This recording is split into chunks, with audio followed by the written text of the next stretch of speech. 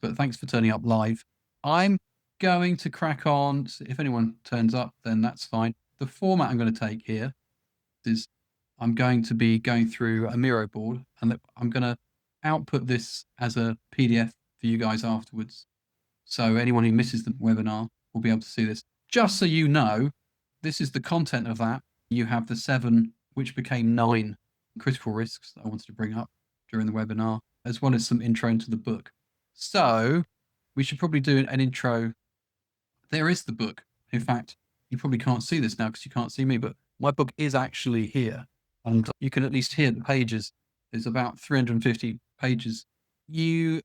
For those who don't know me, I'll just read out what it says on the back of the book. So I'm an experienced leader, teacher, and game development executive with over 30 years of cross-industry experience. I've held senior roles at Sony PlayStation, Sumo Digital, Wargaming, and beyond. I'm passionate about mentoring, founded the Game Production Academy some years ago, and I hold multiple accreditations in Agile, Kanban, program management, and I continue to champion learning through podcasts, videos, and writing. This book took about a year to write, on and off. Hopefully, it's going to be very helpful to those people who read it. You can get it through Amazon, etc., and you can get it electronically if you'd rather that than a hard copy. But we're not really here to talk that much about the book, although the book is now live. I wanted to just give you something valuable during the webinar. So we will cover as much as we can. Those of you on Zoom, feel free to interrupt or leave questions in chat. There will be time at the end if anybody wants to ask questions. I thought it'd be valuable. A brief look at the format, and in that course, it was around the 6 stages of implementing risk management, which is very much foundational piece around how you would identify risk, analyze and assess, mitigate, which is what you're going to do about a risk, implement and track actions, monitor and review, and then communicate and report. And that kind of formed a lot of the course. And then I realized that there was a lot you can't cover in a course. And so went through a lot more in the book around actual application to game development. So went through all the different game development risks that you can see down here, like technical risks and staffing, etc. And then had a special sort of section around the stages. So where you have the stages of game development from concepts through release and beyond. There was quite a lot about that. And we also had special topics at the end. So I've talked a little bit about the benefits of embedded QA, what can be learned from mobile game development, etc. So there's a lot in there, and there's a 6th part as well with some more science-based study stuff for anyone who's interested. But the whole point of the book was to say risk management is one of those things that can give visibility and a voice to the unseen and the unheard. So there's a lot out there when you're making a game which is chaotic and complicated, and there's a lot that can go wrong.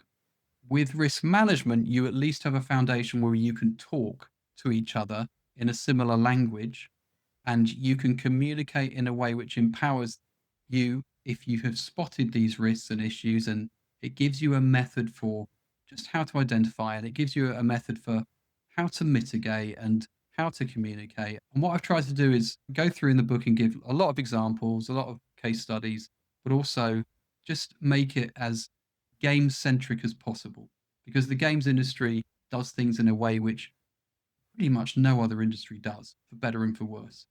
So if we look at starting out to make a game, and we look at some of the major risks, I'll start out with market misalignment.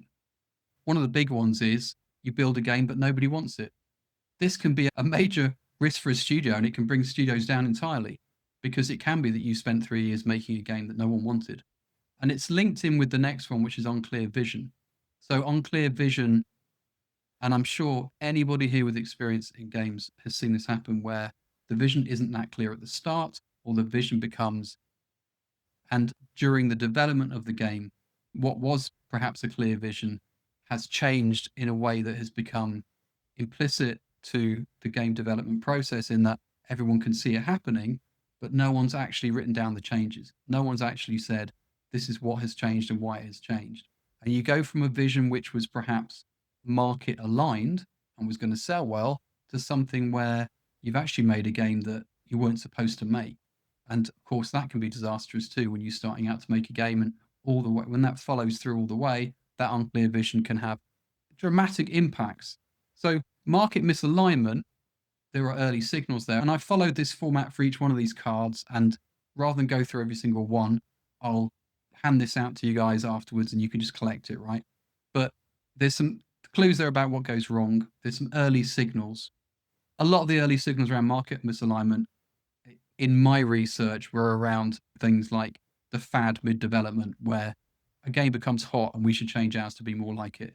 And or it could be that the leadership is involved with picking the game in the first place. And it could be, I mean, I've heard it multiple times where a company boss will say, I want us to make that game because it's my favorite kind of game.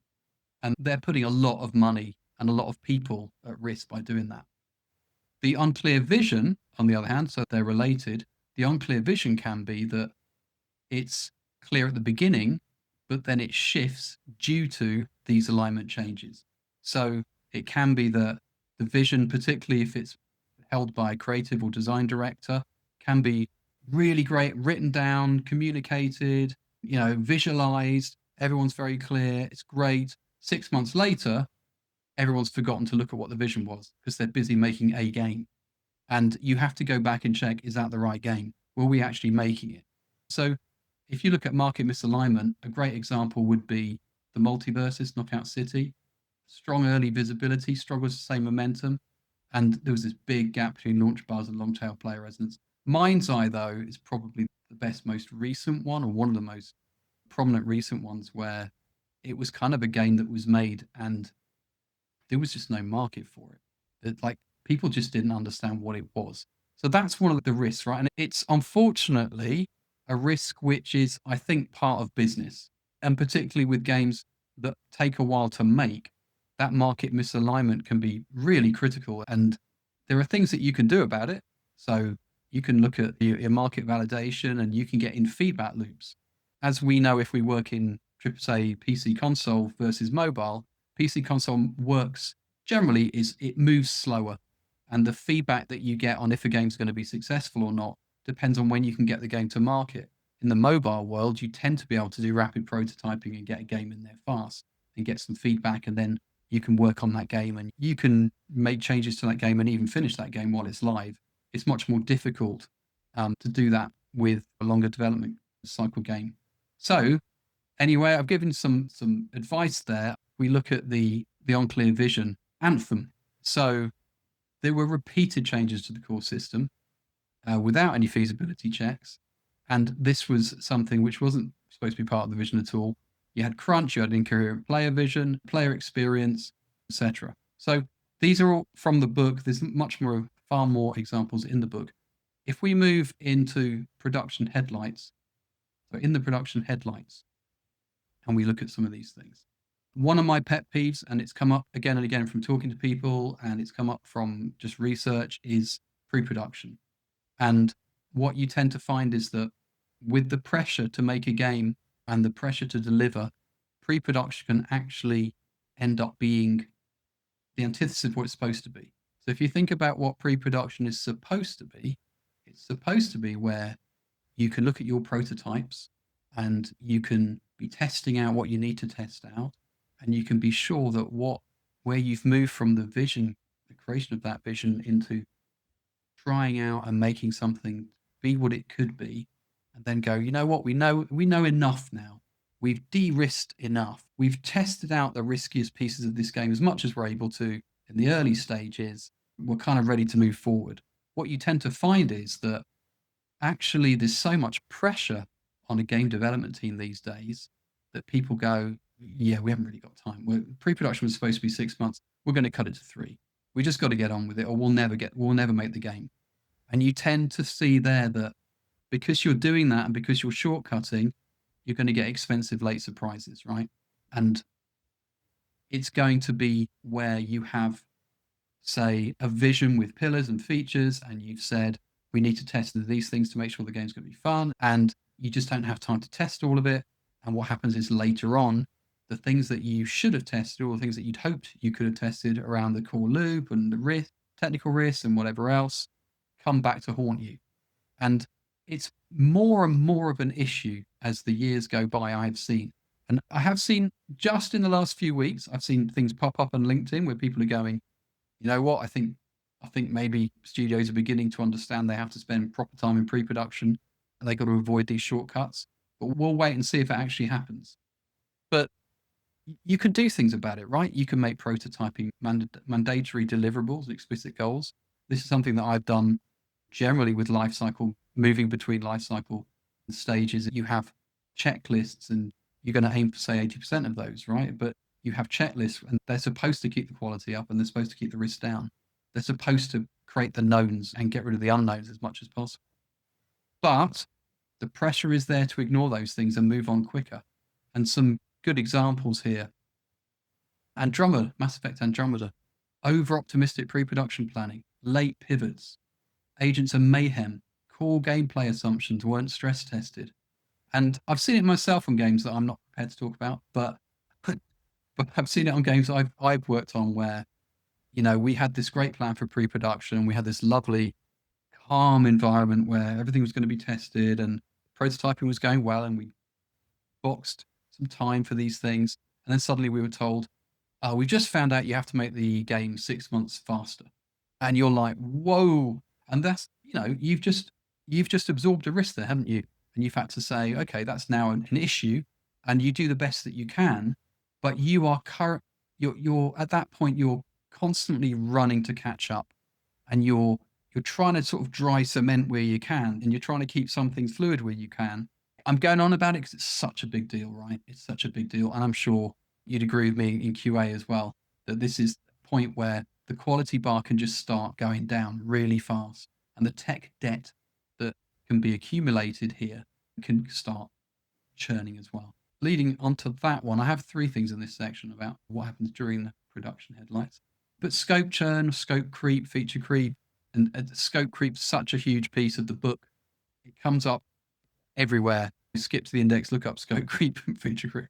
There is a certain tension when you're making a game between the discovery of fun and the fluidity of making a game versus the need to time box and the need to actually deliver something on time, right? So where you have been asked to make a thing and you say, well, actually, I need a bit more time to make that thing better, there is always that tension with, can we just make it better?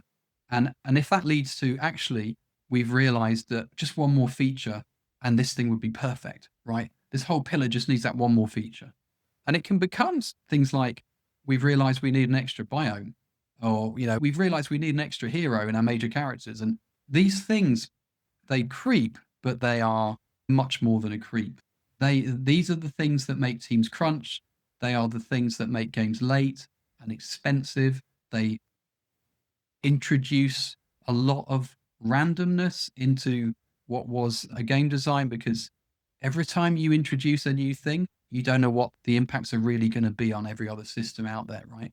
They need to be tested. They need to be measured for impact. So I've got some advice here on what to do about it, but it's a big thing. It's a big piece of production. It's very difficult to control. Real world examples. So Anthem, good example, years of shifting scope.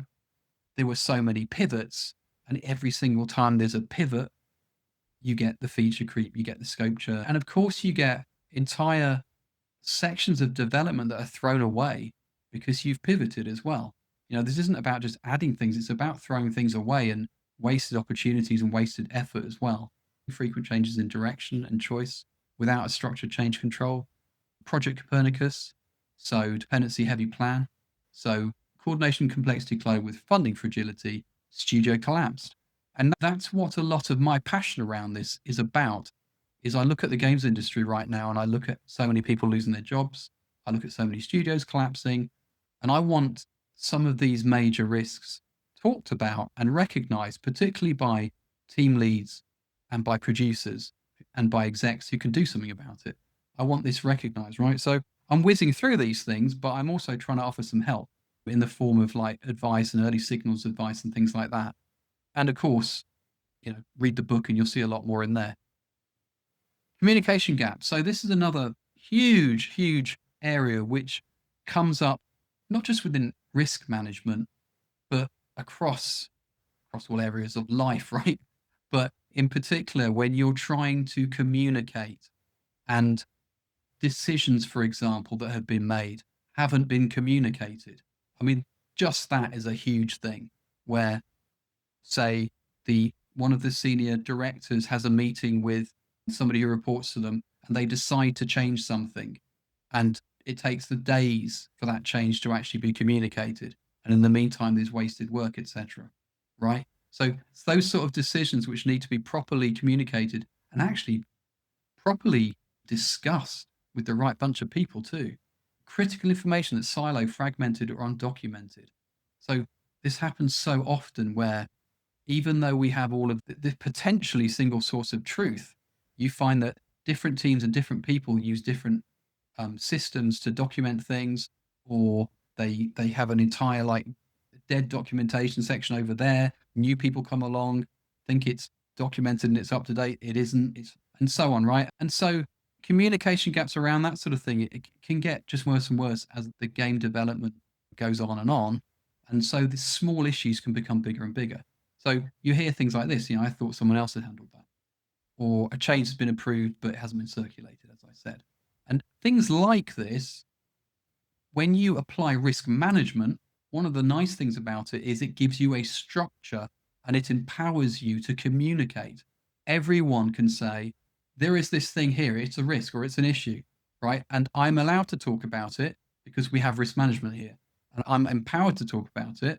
And I have mitigation strategies where I can actually do something about it. So even just having the single source of truth there, even just having better ways of communicating that everyone agrees to, particularly when we are looking at remote teams, people across different time zones.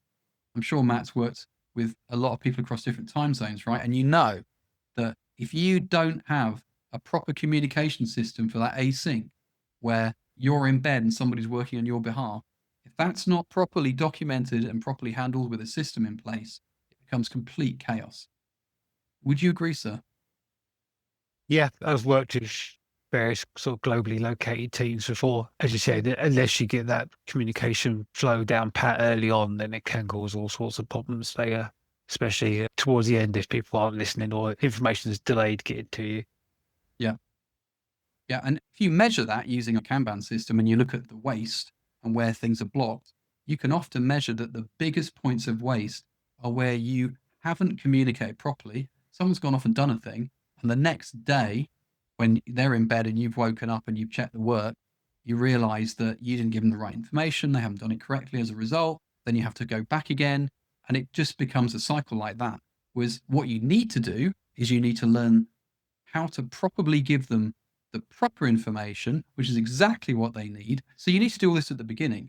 And risk management is kind of like a nice way of saying there are systems in place and there are ways of putting rules in place and there are ways of communicating better and having cadenced meetings. And just to have this sort of empowerment that says, okay, we understand that normal communication does not work very well across, say, a company that is 24/7 active somewhere in the world.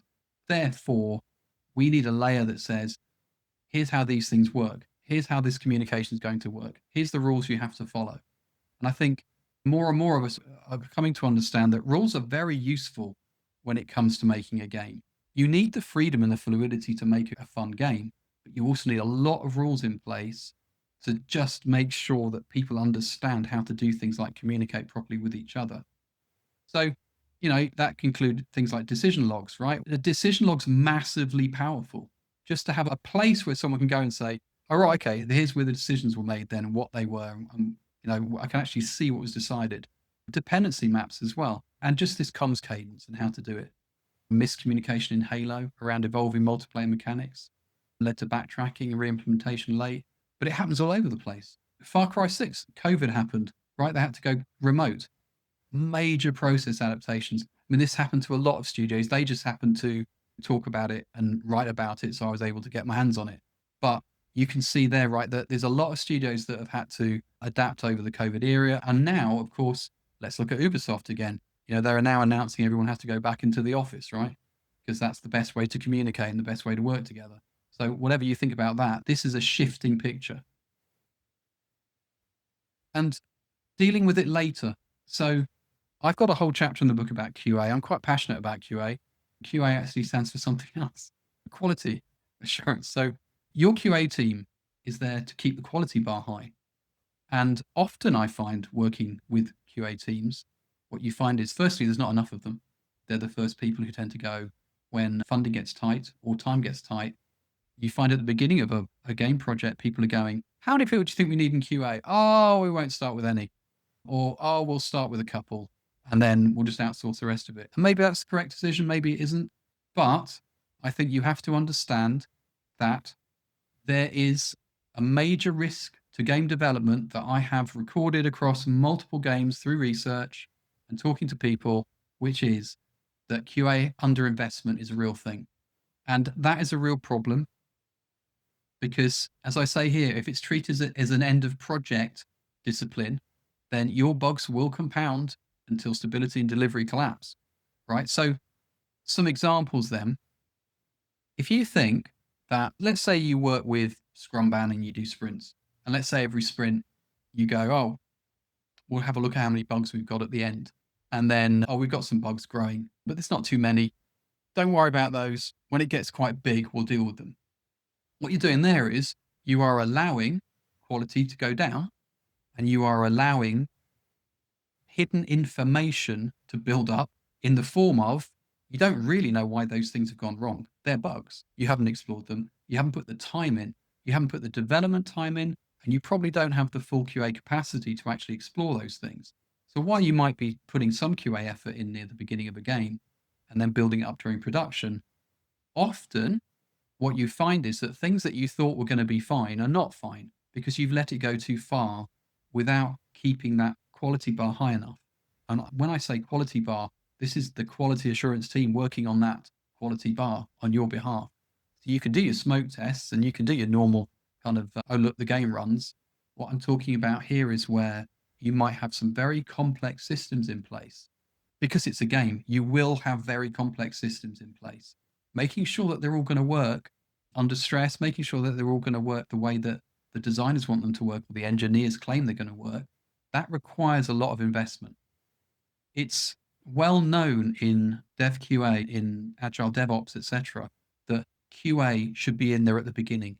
You should parachute in QA at the start, and the QA people should be there building their view of test plans, building alongside you, understanding what the features are, understanding how the game's going to work and how it's all going to fit together. Because then at the beginning, you have the right QA people at the beginning who can sit there and say, okay, in my experience, you're going to need to watch out for this thing here, or we're definitely going to need to have more resource at this point because you want to do that thing there. You're going to have all these cross dependencies, all these systems that need to be plugged in at the right time. So if you leave all that until the end, what you've got there is not just bugs growing, but fundamentally critical problems. You are looking at tech debt building up, and it becomes too late in the end.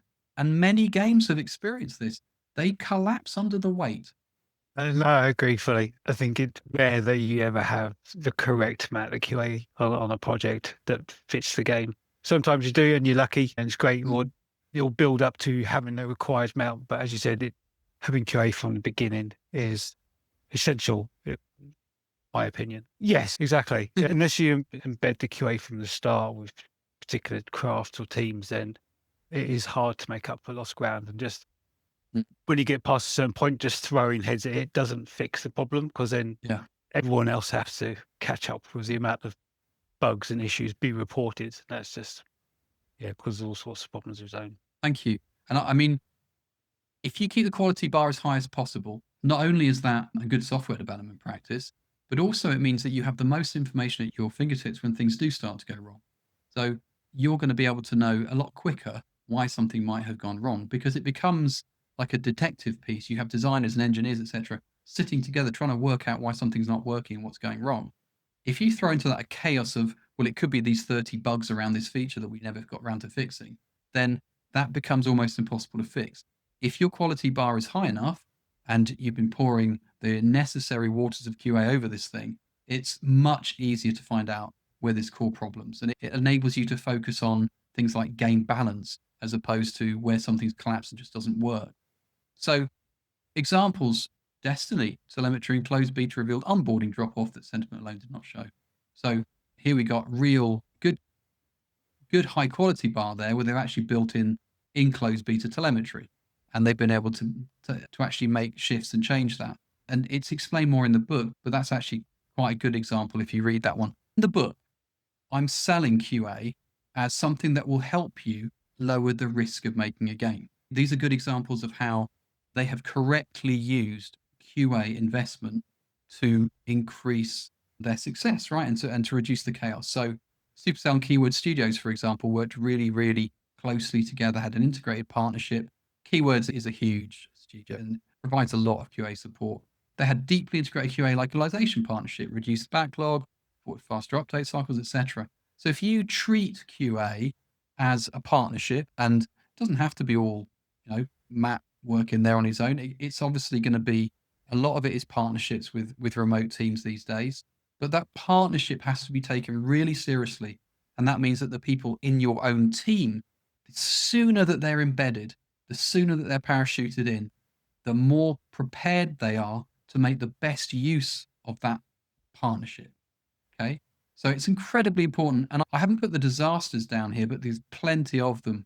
The next phase is disruption from above. So this is your strategic misalignments.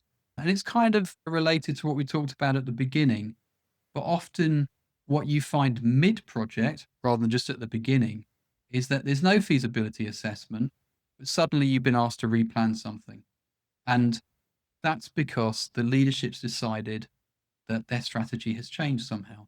So what happens then is that the delivery plan falls in a heap and you have to start again. And if that happens, you have to rescope your existing plan. But just because you're rescoping doesn't mean to say you can necessarily do it, because you might not have the strength as a team to do it, or as your studio. You might not have the tools with operating model, and key skill sets might be out of the window. Morale will drop, staff attrition will increase. And so you've got to be really careful how you handle these things. And again, with the risk management sort of communication system in place, it actually does help control these sort of things, because you can bring risk and issues up. So you can say, okay, leadership wants to do this thing. Okay, that's going to be a big risk or an issue. Let's go through the communication cycle. Let's try and control it. And you can try and put some order to the chaos that otherwise you tend to find in game studios that don't have some kind of comms plan in place, or not comms plan, but a hierarchical way of communicating and being able to discuss things properly and being able to map all of these sort of communications. If you don't have that, it can go wrong pretty quickly. So here we got like some of the things that you can do, like bottom-up feasibility assessment. So if the leadership have said to you, we've decided that we're going to change the game from a PvE to a PvP. How does that sound? Which has happened in my experience. Or they might say, you know how we were making 20 levels of this game? We've decided that we're going to do 150. That's happened in my experience as well. So that kind of thing can happen, but there are many other examples, and some of them can be quite subtle. Like somebody could say, our CTO has decided that the multiplayer system we're going to use here, we're not going to use, say, the Unreal multiplayer because it's got all these problems. It's not quite perfect for us, and what we need to do, there's a much better one over here, but we've only got 6 months to go. That's okay, isn't it? Because it's going to be better in the long run. And that's the kind of thing where the decision might be the right one. It might be coming in just way too late, or it may be that you just have no choice, right? It might be a really good reason for it, but normally it happens like seagull management style. It just gets pooped on you from on top, and you don't get involved in understanding the whys or anything, right? And it happens suddenly. And this happens so much, and it baffles me because it's not like we're all idiots. And I've been an executive in a games company, and I've seen it happen where suddenly somebody's gone off for a meeting with somebody and comes back and goes, right, we're completely changing all of these things, having a conversation at the top level of a game company and the impact it has on everybody else. It's very easy. It's human nature, right, to not quite understand the impact it's going to have. So if you have a proper risk management system in place for handling these kind of changes in terms of change management, it can make a huge difference because you have governance. You have, right, actually, that's not how we make decisions around here. Let's say it's a senior person that you can't change their mind. At least you got to go through the process of explaining it all. And that process of explaining and justifying it and looking at the impacts, etc., and then showing them the production impacts might even change their minds. If we look at some examples, let's say Battlefield 2042, loads of internal shifts, mismatched expectations, they got a confused product, slow recovery, it cost them a fortune. Redfall, it was a pivot from the studio's traditional strengths to a co-op shooter, and they didn't have the right fit culturally or with tools or structure, and it just did them a lot of harm. So this, again, I've had to cut out most of the examples, but these are some. If we then have a look at the final two. So we've covered 7 here, and I'm trying to move pretty quick. The terrors of launching. These are my bonuses. Congratulations, you've reached the bonus level. So these bonuses, right? Launch day failures and negative reception. And then, kind of leading into reputational public trust risk. If we look at the first one, you would not believe, unless you were writing a risk management book, how many launch day failures there are. Just the number of times a studio launches a game and just something's gone horribly wrong. It could go wrong because of everyone knows about server stability, right? And multiplayer games where suddenly it's a big hit and the servers go down and they can't get in. That happens a lot. And there are ways to assuage that, right? There are methods to try and deal with that, but sometimes it's just going to happen because you weren't expecting it. Sometimes the stability of the game you should expect, and it's just because you haven't tested it properly. You put your efforts elsewhere. Sometimes it's the good old day one patch, right? Where as soon as they download the game, they've got an 18 gig patch to download because what you've done is you've deliberately launched a game, or at least you've deliberately packaged a game for launch knowing that it wasn't ready so that you wouldn't miss a date and get everyone excited. And then you just work frantically with day one patch. Post launch ownership and cadence are under resourced. So your live ops teams could be completely not ready. Or it could be that your team's completely exhausted. You've reached launch day and everyone's so tired getting there, they haven't even thought about what to do next. And you're just not ready, right? These are really big issues that are coming up a lot. I've seen them a lot, and they brought whole studios down and certainly brought a lot of games down. What happens is that because they're launching and players have some expectations, and let's say live ops isn't ready, or let's say the game's crawling. And I had one of my good friends recently launched a game, and it was really upsetting because they hadn't realized that on a particular, let's say, that it went on, the game ran terribly. And all the others, it was wonderful. But because of that, they had awful problems with trying to recover after that technically. And guess what? It led to reputational damage. They were trying to rush in fixes, but it was too late. The reputation was everyone just looked at the reviews, went, "Oh, I'm not interested." It was too late. They had a window of opportunity. And you do, right? You have a window of opportunity to get a game out there. Depends on the game. It's hard enough with discovery. I mean, let's face it, if you're on Steam trying to get your game discovered, that's hard.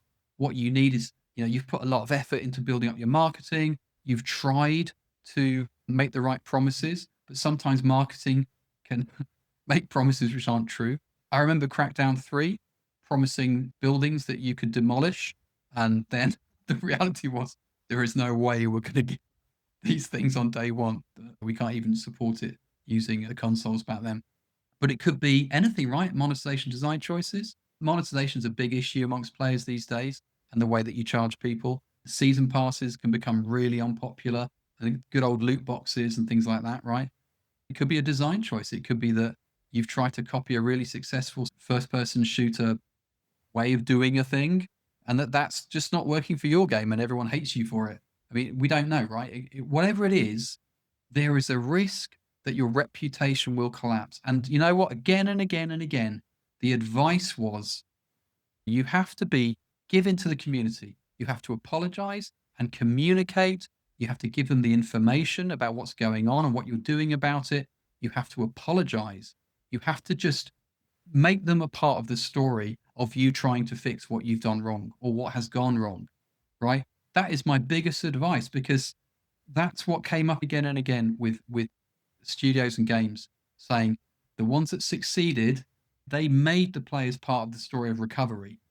The ones that failed just went, "Hello, there seems to be a problem with the game. We'll get back to you." It was the ones that engaged with the players and treated them fairly, you could say. Those are the ones who did the best. If we look at some of these, I don't think we looked up here, did we? Have a look at some of these, like Diablo launched day login server failures, Metro, Steam review bombing, Cyberpunk. I mean, Cyberpunk's gone through some hell, hasn't it? I mean, it's got much better reviews these days, but it's had to really work hard. On the other hand, look at No Man's Sky. When it went out live, it was slated because of the founder over-promising and marketing over-promises. It's taken years, like literally years and years, but listen to the players, rebuilt the trust, put the updates in, improved engagement. That game's a success now, right? That game's doing well for itself. So it's possible to recover. They've done it really right. They really focused down on the communications, and they really focused down on listening to the players and just delivering what the players wanted. But you look at people like, well, you look at Star Wars Battlefront, right, with loot boxes. You look at Warcraft 3 Reforged. I mean, a definitive remaster. Basically, people said, no, it isn't. It's worse than it used to be. And so there is reputational public trust risk there in the book about Club Penguin as well. Because, of course, it's not just about, oh, I didn't like the game. Some of it is about your reputation based on the fact that you haven't protected the players as well, right? And so some of your reputation of the company can be damaged, let alone reputation around a game and its reviews. But if you're not protecting the players as well, then community sentiment can be one thing, but you could face legal problems. You can face all sorts of hell. So I've kind of gone through these risks very quickly, but it's still taken me a while. The book goes into a great deal more detail, as you saw from the table of contents. And if you get the book, then you will also get the link to the 50 free toolkits and templates that are online. And you can buy the book, which is handy. Amazon, Routledge, etc. I've also put a link into gameproduction.com, which is the Game Production Academy. And this is a little snapshot of the website top bar, because at the moment we've got resources there, YouTube videos, learning videos, free learning videos, got quite a lot out there. I've been pumping up stuff there even the last few days about when to use Kanban and how to use it for work for hire, multiple project studios and things like that, right? There's loads of stuff out there. I've got newsletter, there's courses on things like road mapping and of course risk management. And there's a 12-week module for universities as well to teach the book. So I will send this to everybody, and I should probably shut up and see if anybody wants to say anything or ask any questions. I was just trying to echo some of the things that said. I mean, I'm more on the infrastructure side, right? I mean, but what resonates massively is the industries falls upon me on so many of these things, right? Like, by shortcutting data compliance, shortcutting performance testing, shortcutting live ops, as you rightly mentioned, and any kind of penetration testing that's kind of required. These all seem to be sideburns at the moment, and it's only when the launch date comes and things fall over badly and people then start risking. I mean, luckily Meta of late have put a minimum checklist that's required for a game to be launched, because I think they just realized that too many games are being launched without any of these minimum criteria being met. So at least that's kind of put a lot of people to say, guys, you have to do this. I mean, things like data compliance and security and, performance cannot be an afterthought. They have to be right up front. Liam, as you rightly said, I think as a good project program manager, someone needs to have a good checklist to game development and say, what are the things that we need at the start, at the end, and go live, right? I think that will really help resonate a lot of these conversations. You're absolutely right. I mean, I've got some of the advice given in the chapters exactly as you have said, like with those kind of checklists. I think there's a terrible tension these days. It's much less fun making a game than it used to be, right? Because now big money's involved. So you really are, to some degree, on a conveyor belt. You've had promises made on your behalf by the people who might own you and a collection of other studios, and you just have to deliver something. So where you would normally be saying, well, in normal software development or normal game development, we would have these checklists and we would have this amount of time and we would do these things. Well, actually, our studio hasn't got enough money, needs to overpromise and hope that we get in there with a delivery that makes some kind of sense. And chuck out a game on time because otherwise we won't survive. And under those sort of pressures, that's where these things start to fall to pieces as well. On the flip side, I don't think many people in the games industry have really been trained appropriately to understand the kind of stuff that you guys are talking about in great detail. I think there are many people out there who just aren't from the right background or have that experience yet. And you tend to learn that experience by failing. You tend to learn it by going, well, that didn't work on that game. What could we have done better? And then I think a lot of us take that personally and then individually go off and try and learn and bring knowledge back. I think some of you are too. I'm quite lucky in that I've come from outside the industry. I've spent as much time outside the industry as inside it, which means I can bring in a lot of experience of how they do it elsewhere, but also a lot of respect for people who can make games, because I keep saying this to IT project and program managers. I will say to them, making a game is the hardest thing you could ever do, because you're not just deploying something, you're trying to make a piece of actually a work of art, meaning there's a vision for that art and it has to be a certain way, and you're hoping that somebody will like that piece of art, and you'll find out. And unless you're doing something like mobile where you can rapidly prototype and you can modify as you go, it's very difficult to let the paint dry and sort of repaint all over it again without destroying it. And I think all those tensions just heighten the risk of making a game.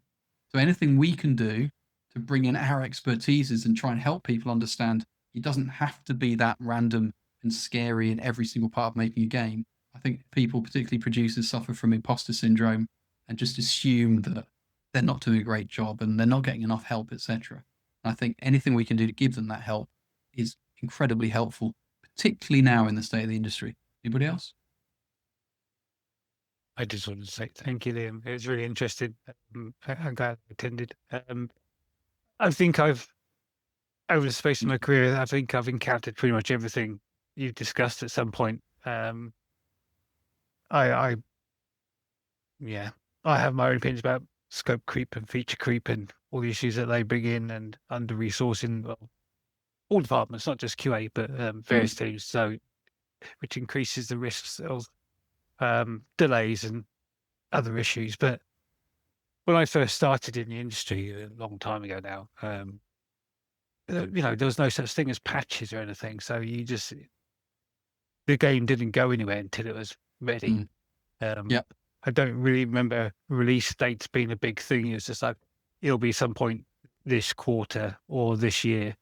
And that's what you work towards. There's no, you'll be released on this date for sure. And then you have 60 gigs worth of patch to download whilst you're doing stuff. I think things were probably easier back then. Well, it certainly seemed easier to me in my lonely position. Yeah. But I appreciate it. I will be investigating more. I'm going to share this with a couple of colleagues who were asking about watching a video or recording of what you were doing today. So, well, that's good. Thank you. And of course, these are just handpicked what I personally felt were things that had come up a lot and were really devastating risks. I mean, obviously, the way I've done it in the book is I've tried to say, here's some key risk patterns that help you to recognize when something's going wrong, and here's what to do to mitigate that. So the book's full of helpful advice, and also trying to put those systems in place to empower people so they can talk about it. Because I think, again, I mean, you've been in the industry a long time. You both have, like Vijay as well, who was talking. I think you have to acknowledge that a lot of game studios and companies do not encourage you or do not empower you to talk about things that are going wrong. And with risk management, you've got a proper way of communicating and of responding and doing something positive, and it produces that positive culture. I think, a lot of us have worked in cultures where it's just, you can moan internally and amongst your teams and go, well, that's never going to work, but there's nowhere to take it, right? No one's taught you as a team, where can you take that thing? How can you act on it? And I'm desperate to try and help people, particularly, like I said, in this industry at the moment, not have to work in so much fear and chaos. I don't have to. So I'm hoping that the book can help with that. That's great. I think, back in the oldie days, I think it probably was more possible to work on a game and get it out sort of on time, because there wasn't the pressure online firstly, of this enormous audience expecting everything to happen online immediately for them. The promise is, people might not even realize your game's coming out. That you didn't have that huge pressure. But I think things were just simply, you could be more of a generalist. I think now things are so complicated and there are so many systems and there's so much you need to know that you have to hire specialists. And of course, with specialisms, you have dependencies, and with cross dependencies, you have problems that we've looked at here around QA underinvestment, around scope churn, about all these things. Those interdependencies is such a huge factor. If you lose a specialist, you could be completely stuck. I've worked in places where they've spent 6 months trying to find a tech artist with the right skills, and it's hamstrung them. So I think we are in a much more specialist and a much more transparent culture, online culture as well. And it's almost a given now that you can just have a patch in place. But yeah, it's very interesting. Thank you very much. Is there anything else that otherwise say thank you very much? I'll share this stuff as PDFs so that you can have it afterwards, and that will go out to everybody who registered. But thanks.